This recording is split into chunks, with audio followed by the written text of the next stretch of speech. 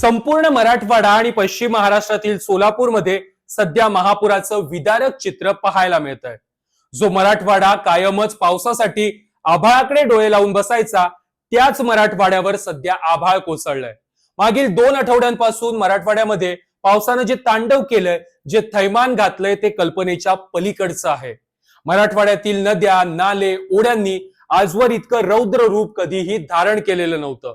मात्र यंदा याच पात्र सोडून वाहणाऱ्या नद्या, नाले आणि ओढ्यांनी मराठवाड्यामध्ये हाहाकार माजवलाय। गावाच्या गावं पाण्याखाली गेली आहेत, पिकं पाण्यामध्ये बुडून सडून कुजून मेली आहेत। अगदी मातीसह शेतजमीन देखील खरवडून वाहून गेली आहे। मराठवाड्यातील शेतकऱ्यांच्या डोळ्यामध्ये अश्रूचा पूर आणि भविष्याची चिंता दाटली आहे। उद्ध्वस्त झालेल्या संसाराचे सांगाडे आणि ठिगळं लागलेलं नशीब सांगता सांगता शेतकरी मात्र मेटाकुटीला आलाय। मराठवाड्यातील या महाभयंकर पुरामुळे निर्माण झालेली ही महाभयंकर हानी भरून निघणं अशक्यच दिसतंय। पण मग अशा परिस्थितीमध्ये एक महत्वाचा प्रश्न निर्माण होतो, तो म्हणजे कायमच दुष्काळाचा, पाणी टंचाईचा सामना करणाऱ्या मराठवाड्यावर अशी महाभयंकर पूरस्थितीची वेळ कशी आली आणि कायम आवर्षणग्रस्त असणाऱ्या मराठवाड्याच्या या महाभयंकर परिस्थितीला नेमकं जबाबदार तरी कोण आहे? आता काही जण म्हणतायत क्लायमेट चेंजमुळे हे घडलंय, काही जण म्हणतायत आभाळ फाटलंय, काही जण देवाला कोसतायत, तर काही जण राज्यकर्त्यांना। त्यामुळेच मराठवाड्यातील या ढगफुटीचं आणि त्यानंतर निर्माण झालेल्या महाभयंकर पूरस्थितीचं सविस्तर विश्लेषण होणं गरजेचं आहे आणि त्यासाठीच हा व्हिडिओ देखील अत्यंत महत्वाचा आहे। त्यामुळे माझा हा व्हिडिओ शेवटपर्यंत नीट पहा आणि या विषयाबाबतची तुमची मतं देखील या व्हिडिओच्या कमेंट बॉक्समध्ये नक्की नोंदवा। आता मराठवाड्यामधील ढगफुटीला आणि महापुराला जबाबदार कोण हे समजून घेण्याआधी मराठवाड्याची भौगोलिक स्थिती समजून घेतली पाहिजे। मराठवाडा हा दख्खनच्या पठारावर तसेच गोदावरी आणि भीमा नदीच्या खोऱ्यात वसलेला प्रदेश। मराठवाड्याच्या उत्तरेस सातपुडा पर्वतरांगा आणि दक्षिणेला हरिश्चंद्र बालाघाट पर्वतरांगा विस्तारलेल्या आहेत। मराठवाड्यामध्ये पश्चिमेकडून अरबी समुद्रावरून येणाऱ्या नैऋत्य मान्सून वाऱ्यांमुळे पाऊस पडतो, तर पूर्वेकडून बंगालच्या उपसागरातून येणाऱ्या वाऱ्यांमुळे सप्टेंबर आणि ऑक्टोबर महिन्यामध्ये मराठवाड्यामध्ये परतीचा पाऊस कोसळतो। पण मराठवाड्यातील बहुतांश भाग पर्जन्य छायेत येत असल्यानं या ठिकाणी कधी कमी तर कधी अधिक प्रमाणामध्ये म्हणजेच अनिश्चित स्वरूपाचा पाऊस हा पाहायला मिळतो। आता मराठवाड्यामध्ये पाऊस कमी अधिक प्रमाणामध्ये पडतो हे मान्य आहे, पण यंदा मराठवाड्यामध्ये पावसाचं महाभयंकर तांडव का पाहायला मिळालं? तर याचं कारण आहे बंगालच्या उपसागरात निर्माण झालेलं कमी दाबाचं क्षेत्र। आता परतीच्या पावसावेळीच बंगालच्या उपसागरात तयार झालेल्या कमी दाबाच्या पट्ट्याची वाटचाल महाराष्ट्राकडे होत असताना त्याची गती मंदावली। परिणामी हेच कमी दाबाचं क्षेत्र मराठवाड्यामध्ये काही तास स्थिरावलं किंवा रेंगाळलं आणि त्यामुळेच या कमी दाबाच्या क्षेत्राच्या नैऋत्य भागातील जिल्ह्यांमध्ये अतिवृष्टी झाली। आता याच अतिवृष्टीचा सर्वाधिक फटका मराठवाड्यातील धाराशिव, लातूर, नांदेड, बीड आणि पश्चिम महाराष्ट्रातील सोलापूरमध्ये पाहायला मिळाला। याचं आणखी एक महत्वाचं कारण म्हणजे मागील काही वर्षांमध्ये क्लायमेट चेंजचा परिणाम देखील मराठवाड्यात पाहायला मिळतोय। म्हणजे मागील 8 ते 10 वर्षांपासून मराठवाड्यामध्ये गारपिटीचं प्रमाण हे वाढलेलं आहे। अगदी मराठवाड्यामध्ये वारंवार अवकाळी पाऊस देखील पाहायला मिळतो आणि आता तर मागील काही दशकांमध्ये झाला नसेल इतका महाभयंकर पाऊस मराठवाड्यात कोसळलाय। म्हणजे क्लायमेट चेंजमुळे सध्या तापमानात दिवसेंदिवस वाढ होत चालली आहे। त्यामुळे पाण्याचं बाष्पीभवन मोठ्या प्रमाणावर होऊ लागलंय। याच अतिबाष्पीभवनामुळे अगदी 14 किलोमीटर जाडीचे ढग मागील काही काळापासून पाहायला मिळत असल्याचा दावा काही हवामान तज्ज्ञ आणि पर्यावरण तज्ज्ञांनी केलाय। त्यामुळेच मराठवाड्यातील अनेक भागांमध्ये ढगफुटी यंदा पाहायला मिळते। म्हणजे ज्या मराठवाड्यामध्ये पूर्वी मॉन्सून सीझन मध्ये जवळपास 700 ते 750 मिलीमीटर पाऊस होत होता, त्याच मराठवाड्यामध्ये यंदाच्या सीझन मध्ये आतापर्यंत तब्बल 900 मिलीमीटर पाऊस कोसळलेला आहे। मराठवाड्यातील तसेच पश्चिम महाराष्ट्राच्या सोलापूर जिल्ह्यातील या महाभयंकर पूरस्थिती मागे ही भौगोलिक आणि नैसर्गिक कारणं प्रथमदर्शनी दिसत असली तरी यामागे मानवनिर्मित गोष्टीही तितक्याच कारणीभूत आहेत। आता ही मानवनिर्मित कारणं कोणती आहेत ती देखील आपण सविस्तरपणे पाहूया। यातील सर्वात महत्वाचं कारण म्हणजे जलसंधारण आणि मृदा संधारणाच्या कामाकडे झालेलं दुर्लक्ष। मराठवाड्यात जलसंधारण आणि मृदा संधारणाचं काम योग्यरित्या केलं गेलं असतं तर मराठवाड्यातील दुष्काळ तसेच महापूर अशा दोन्ही संकटांवरती एकाच वेळी मार्ग निघाला असता। मात्र मागील 4 दशकांपासून म्हणजे तब्बल 40 वर्षांपासून मराठवाड्यातील जलसंधारण असो वा मृदा संधारण दोन्हींवरती शाश्वतरित्या लक्ष दिलं गेलेलं नाहीये। म्हणजे 1972च्या भीषण दुष्काळावेळी आणि त्यानंतर जे काम तत्कालीन मुख्यमंत्री वसंतराव नाईकांनी केलं तेच काम वसंतराव नाईकांनंतर कुठल्याच मुख्यमंत्र्यानं गांभीर्यानं केलं नाही।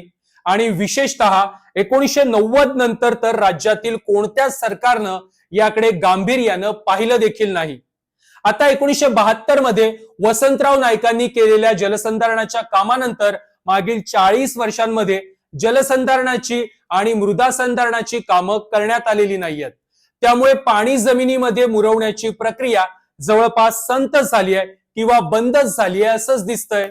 कारण पाणी अडवण्यासाठी, साठवण्यासाठी आणि जमिनीमध्ये मुरवण्यासाठी हवीत पाझर तलाव, नाला बंधारे, बांध बंदिस्ती, नद्यांचं पुनरुज्जीवन, पाणलोट क्षेत्रांचा विकास आणि नव्या धरणांची निर्मिती। कारण पाझर तलावांमुळे पाणी जमिनीमध्ये मुरण्यासाठी मदत होते। तसंच धरणं, नाला बंधारे, बांध बंदिस्तीच्या कामांमुळे पावसाचं अतिवेगानं पडणारं पाणी वाहतं पाणी चालतं पाणी थांबतं आणि थांबलेलं पाणी जमिनीमध्ये मुरतं। तर नदीच्या पुनरुज्जीवनामुळे पावसाचं पाणी नदीपात्राबाहेर येत नाही, ज्यामुळे नदीकाठच्या गावांना आणि शेतीला पुराचा धोका निर्माण होत नाही। आता या कामांचं आयुष्य देखील छोटसच असतं, म्हणजे जवळपास 5 ते 7 वर्ष। त्यामुळे प्रत्येक 5 ते 7 वर्षांनंतर ही कामं पुन्हा करणं आवश्यक असतं। तसेच या कामांची निगा राखणं, सातत्यानं डागडुजी करणं गरजेचं असतं। जसं की पाझर तलाव, बंधारे, धरणांमध्ये साचलेला गाळ काढणं, नदीपात्रातील गाळ काढणं, नदीपात्राची खोली आणि रुंदी योग्य पद्धतीनं वाढवणं। मात्र अशी कोणतीच कामं मागील 40 वर्षांमध्ये कुठल्याच सरकारनं गांभीर्यानं केलेली नाहीयेत। त्यात मराठवाड्यातील काळ्या मातीचं वैशिष्ट्य म्हणजे या काळ्या आणि थोड्या चिकट मातीची पाणी शोषण्याची क्षमता कमी आहे। विशेष म्हणजे पहिल्या पावसामध्ये जर माती चांगली ओली झाली असेल तर मराठवाड्यातील जमिनीमध्ये नंतर पडलेल्या पावसाचं पाणी मुरत नाही। त्यात जर आभाळच फाटलं म्हणजे अतिवृष्टी झाली तर हेच पाणी उताराच्या दिशेनं मोठ्या फोर्ससह नदी, नाले, ओढ्यांना मिळतं आणि त्याच वेळेला माती देखील खरवडून घेऊन जातं। आता तुम्ही म्हणाल मागील 40 वर्षांमध्ये जलसंधारणाची कामं झालेली नाहीयेत, तर 2014 ते 2019च्या फडणवीस सरकारच्या कार्यकाळातील जलयुक्त शिवार योजना काय होती मग? अगदी शिंदे सरकारच्या काळापासून ही जलयुक्त शिवार योजना पुन्हा राज्यामध्ये सुरू करण्यात आली, जी आज तागायत सुरूच आहे। मात्र या जलयुक्त शिवार योजनेमध्ये फसवेगिरी, घोटाळा आणि गैरप्रकार झाल्याची अनेक उदाहरणं मागील काही वर्षांमध्ये उघडकीस आली आहेत। अगदी काँग्रेसनं तर जलयुक्त शिवार योजनेमध्ये 10,000 कोटींचा घोटाळा झाल्याचे आरोपही केले आहेत। म्हणजे काही ठिकाणी प्रत्यक्ष ग्राउंडवर कामं न करता पैसे उकळले गेलेत, तर काही ठिकाणी पाणी फाउंडेशननं केलेली कामं जलयुक्तच्या जाहिरातबाजीसाठी वापरून राज्याची दिशाभूल करण्यात आली आहे। तर जलयुक्त शिवारमध्ये जी काही कामं झाली आहेत ती तात्पुरत्या स्वरूपाची होती, शाश्वत स्वरूपाची नव्हती। कारण ही कामं जर शाश्वत स्वरूपाची असती तर आता मराठवाड्यात आलेला महापूर आणि त्यामुळे शेतकऱ्यांचं झालेलं नुकसान काही प्रमाणात का होईना कमी करता आलं असतं। म्हणजे जर जलयुक्त शिवार अंतर्गत नवी पाझर तलावं, नवे बांध बंधारे, नद्यांमधील गाळ काढण्याची कामं, धरणातील गाळ काढण्याची कामं, नद्यांच्या पात्राच्या रुंदीकरणाची आणि खोलीकरणाची कामं जर योग्य प्रकारे झाली असती तर आता मराठवाड्यातील गावांच्या शिवारातून वेगानं वाहून जाणारं हेच पाणी काही प्रमाणात तरी शिवारातच अडवता आलं असतं आणि मुरवताही आलं असतं। त्यामुळे पुराची तीव्रता कमी झाली असती आणि काही प्रमाणात का होईना शेतीचं, मातीचं नुकसान कमी होऊ शकलं असतं। मात्र तसं काहीच झालं नाही। त्या जलसंधारणाच्या झालेल्या कामांचा दर्जा आणि गुणवत्ता तपासणी व्यवस्थित केली जात नाहीये। जलसंधारणाच्या कामांमध्ये सातत्य ठेवलं जात नाहीये। झालेल्या कामांची निगा राखणारी यंत्रणा नाहीये। तसेच झालेली कामे किती शास्त्रीय आणि दर्जेदार आहेत याचं मूल्यमापन त्रयस्थ संस्था किंवा यंत्रणेकडून केलं जात नाहीये। तसेच जलसंधारणाच्या योजना आणि धोरणांना सातत्यानं अपयश का येत आहे याचा विचारही सरकार किंवा प्रशासनाकडून केला जात नाहीये। आणि हेच आपलं दुर्दैव आहे. आता फक्त फडणवीसांच्या काळातील जलशिवार योजनेचं हे फेल्युअर आहे असं मी म्हणत नाहीये. कारण मी आधीच म्हटलंय, मागील तब्बल 40 वर्षांमध्ये मराठवाड्यातील जलसंधारणाकडे फार गांभीर्यानं पाहिलं गेलं नाहीये. त्यामुळे याला मागील 30 ते 40 वर्षातली राज्यातील आघाडी आणि युतीची सर्वच सरकारं तितकीच जबाबदार आहेत. म्हणजे सरकार आणि प्रशासनाच्या अनास्थेची भारी भरकम किंमत सध्या मराठवाड्यातील सामान्य जनता आणि शेतकरी मोजतायत. आता सरकारच्या पातळीवरील चुकांनंतर सामान्यांच्या पातळीवरील चुका देखील तितक्याच कारणीभूत आहेत. यामध्ये भरमसाठ वृक्षतोड, वाढती बांधकामं, नदीची गळा घोटणारी अतिक्रमणं ही कारणं ही कमी अधिक प्रमाणात का होईना पण तितकीच जबाबदार आहेत. मराठवाड्यात आधीच मोठ्या प्रमाणावरती वृक्षतोड झाली आहे. त्यामुळे जी झाडं जमिनीमध्ये पाणी शोषून ठेवण्यात किंवा जमिनीची धूप थांबवण्यास मदत करतात त्याच झाडांची भरमसाठ कत्तल केल्यानं मराठवाड्यातील जमिनीमध्ये पाणी शोषून राहत नाही.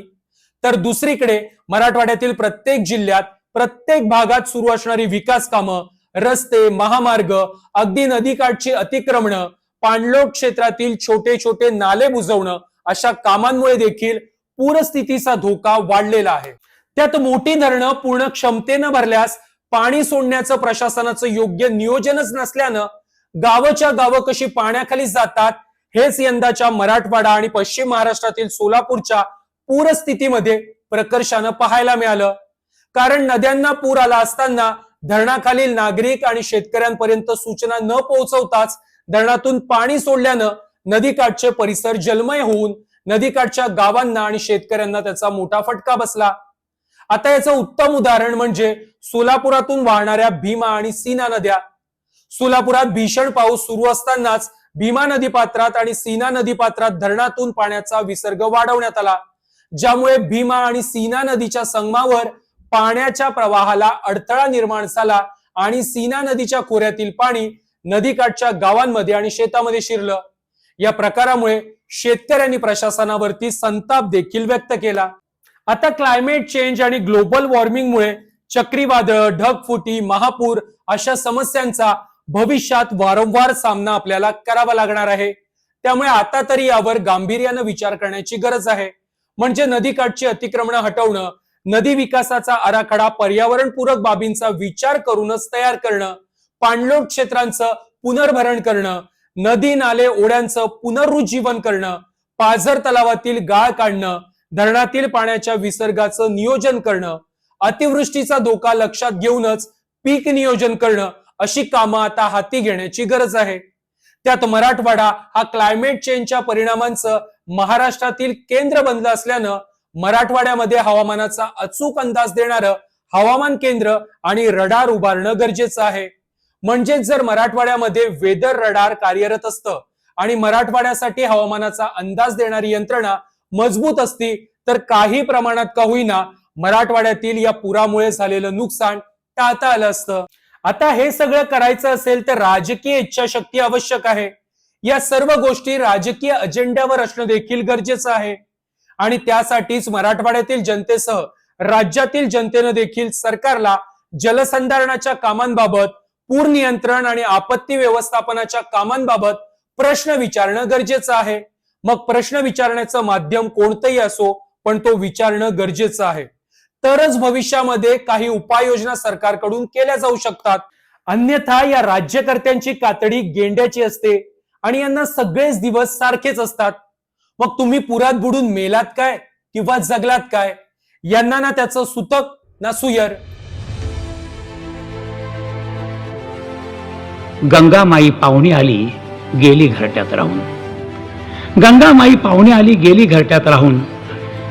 माहेर वाशिन पोरीसारखी चार भिंतीत नाचली. माहेर वाशिन पोरीसारखी चार भिंतीत नाचली. मोकळ्या हाती जाईल कशी बायको मात्र वाचली. मोकळ्या हाती जाईल कशी बायको मात्र वाचली. भिंत खचली चूल विझली होते नव्हते नेले. भिंत खचली चूल विझली होते नव्हते नेले. प्रसाद म्हणून पापण्यामध्ये पाणी थोडे ठेवले.